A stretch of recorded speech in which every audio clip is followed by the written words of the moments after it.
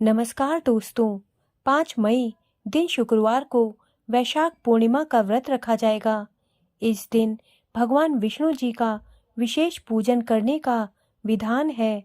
वैशाख पूर्णिमा के दिन ही करुणा के अवतार भगवान बुद्ध जन्मोत्सव भी मनाया जाता है। वैशाख पूर्णिमा तिथि के दिन श्री भगवान का विधिवत पूजन करने के साथ ही वैशाख पूर्णिमा व्रत की कथा का पाठ करना या श्रवण करने का बहुत अधिक महत्व माना जाता है। वैशाख पूर्णिमा व्रत की कथा इस प्रकार है। द्वापर युग में एक समय की बात है। माँ यशोदा ने भगवान कृष्ण जी से कहा कि हे कृष्ण, तुम सारे संसार के उत्पन्न कर्ता पोषक हो। आज तुम मुझे ऐसे व्रत के बारे में बताओ जिससे स्त्रियों को मृत्यु लोक में विधवा होने का भय नहीं रहे तथा यह व्रत सभी मनुष्यों की मनोकामनाएं पूर्ण करने वाला हो। यह सुनकर श्री कृष्ण ने कहा कि हे माँ, आपने मुझसे बहुत ही सुंदर सवाल किया है। मैं आपको विस्तार पूर्वक बताता हूँ। सौभाग्य की प्राप्ति के लिए स्त्रियों को 32 पूर्णमासियों का व्रत करना चाहिए। इस व्रत करने से स्त्रियों को सौभाग्य, संपत्ति आदि की प्राप्ति होती है और संतान की भी रक्षा होती है।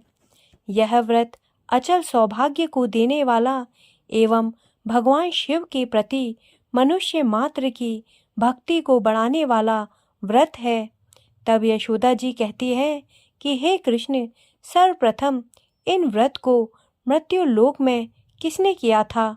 इसके विषय में विस्तार पूर्वक मुझे बताओ। तब श्री कृष्ण भगवान कहते हैं कि इस भूमंडल पर एक अत्यंत प्रसिद्ध राजा चंद्रहास्य था, जिसके राज्य में कातिका नाम का एक सुंदर नगर बसा हुआ था। वहां पर धनेश्वर नाम का एक ब्राह्मण निवास करता था। उसकी पत्नी अति सुशील रूपवती स्त्री थी। दोनों ही उस नगरी में बड़े प्रेम के साथ निवास करते थे। घर में धन धान्य आदि की कोई कमी नहीं थी। उनको एक बड़ा दुख था, उनके यहाँ कोई संतान नहीं थी। इस दुख से वे अत्यंत दुखी रहा करते थे। एक समय एक योगी नगरी में आया। वह योगी उस ब्राह्मण के घर को छोड़कर सभी के घर से भिक्षा लेकर भोजन किया करता था। रूपवती से वह भिक्षा नहीं लेता था।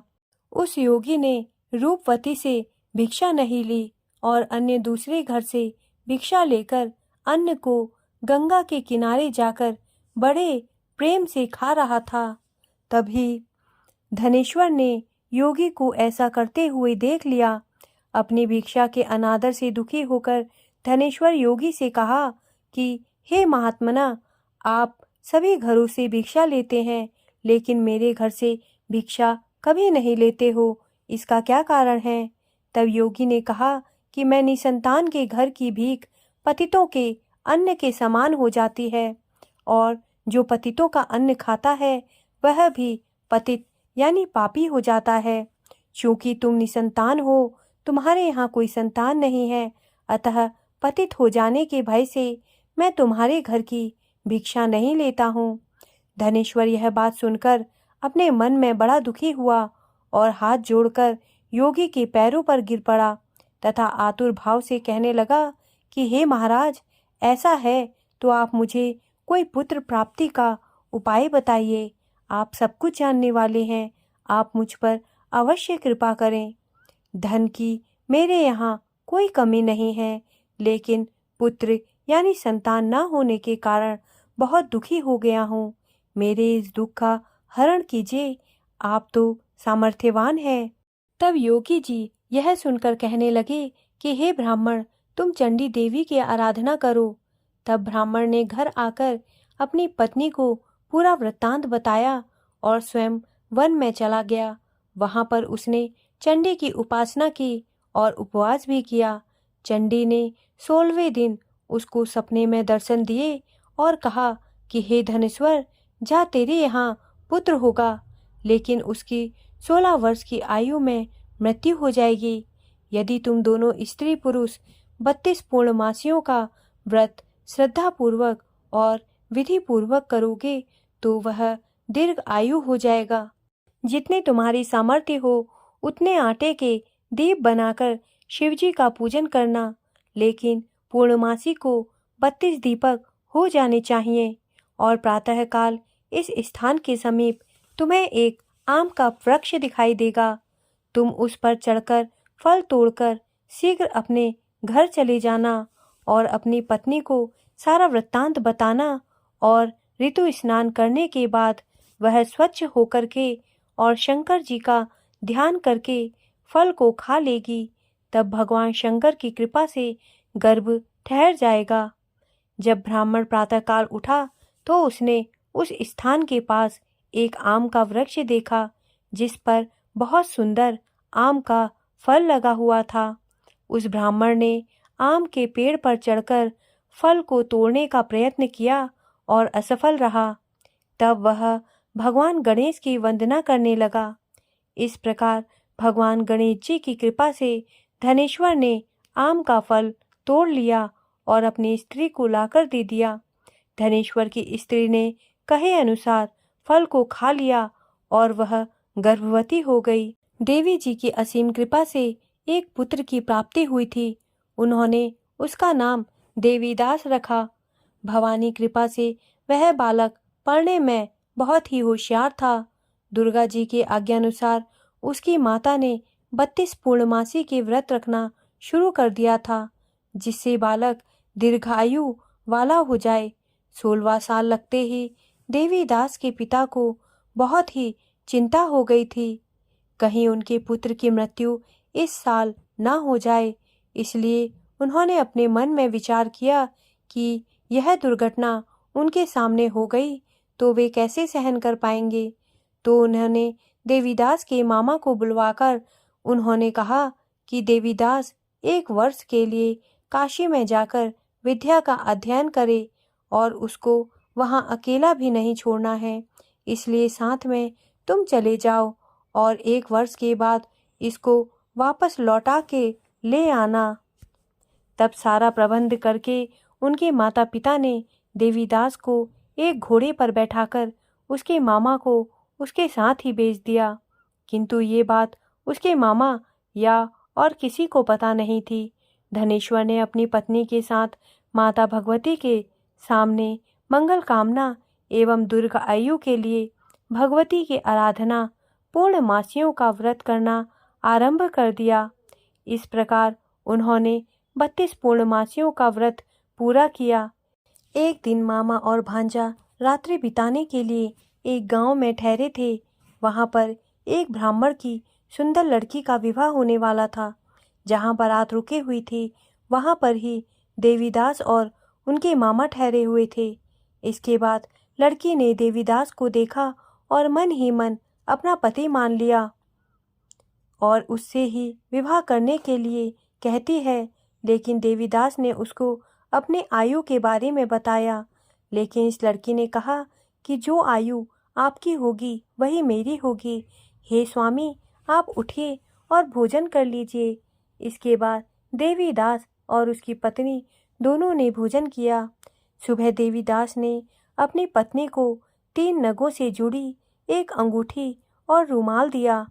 मेरा मरण और जीवन देखने के लिए एक पुष्प वाटिका बना लो। जब मेरा प्राण अंत होगा तो ये फूल सूख जाएंगे। यदि फिर से हरे भरे हो जाएं तो जान लेना कि मैं जीवित हूँ। देवीदास विद्या अध्ययन के लिए काशी चला गया। कुछ समय बीत जाने के बाद सर्प देवीदास के पास आता है और देवीदास को डसने का प्रयत्न करता है, लेकिन व्रतराज के प्रभाव से देवीदास को काट नहीं पाया, क्योंकि उसकी माता ने पहले ही 32 पूर्णमासी के व्रत पूरे कर लिए थे। इसके बाद काल स्वयं वहां आया और उसके शरीर से उसके प्राण को निकालने का प्रयत्न करने लगा, जिससे वह मूर्छित होकर पृथ्वी पर गिर पड़ा। भगवान की कृपा से माता पार्वती के साथ शंकर जी वहां पर आ गए। माता पार्वती ने शंकर जी से कहा कि इसकी माता ने पहली 32 पूर्णमासी का व्रत किया है और आप उसके प्राणदान दें। इस प्रकार शिव जी उसको प्राणदान देते हैं और काल को भी पीछे हटना पड़ा। देवीदास स्वस्थ होकर पुनः बैठ गया। उधर उसकी स्त्री उसके काल की प्रतीक्षा किया करती थी। जब उसने देखा कि पुष्प वाटिका में पुष्प और पत्ते नहीं रहे तो उसका अत्यंत आश्चर्य हुआ, लेकिन जब वाटिका हरी भरी हो गई तो वह जान गई कि उसके पति को कुछ नहीं हुआ है। यह देखकर कि वह बहुत प्रसन्न मन से अपने पिता से कहने लगी कि पिताजी, मेरे पति जीवित हैं, आप उनको खोजो। 16वां साल बीत जाने पर देवीदास अपने मामा के साथ काशी से वापस चल दिया। उधर उसके ससुर घर से उनको खोजने के लिए जाने ही वाले थे, लेकिन वे मामा भांजे वहां पर पहुंच गए। ससुर उनको अपने घर ले गए और नगर निवासी वहां पर एकत्रित हो गए। उन्होंने निश्चय किया कि इस कन्या का विवाह इस ही बालक के साथ हुआ था। कन्या ने भी लड़के को पहचान लिया था। कुछ दिन बाद देवीदास अपनी पत्नी और मामा के साथ बहुत से उपहार लेकर अपने नगर की ओर चल देता है। जब वह गांव के निकट आ गया तो वहां के लोगों ने उसे देखकर उनके माता पिता को पहले ही खबर दे दी, तुम्हारा पुत्र देवीदास अपनी पत्नी और मामा के साथ आ रहा है। ऐसा सुनकर उसके माता पिता बहुत ही खुश हुए। पुत्र और पुत्रवधू के आने की खुशी में धनेश्वर ने बहुत बड़ा उत्सव मनाया। तब भगवान श्री कृष्ण जी कहते हैं कि धनेश्वर 32 पूर्णमासी के प्रभाव से पुत्रवान हुआ था। जो व्यक्ति या स्त्री इस व्रत को करते हैं जन्म जन्मांतर के पापों से छुटकारा प्राप्त कर लेते हैं।